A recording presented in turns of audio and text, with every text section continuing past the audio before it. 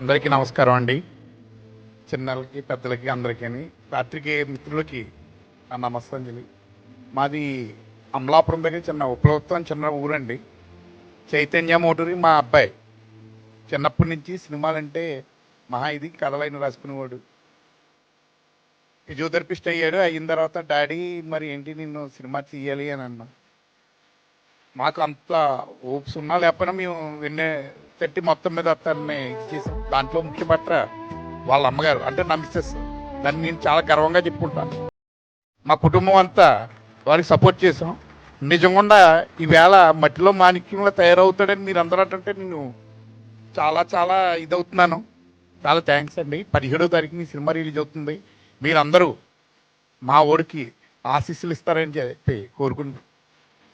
Thank you so much sir.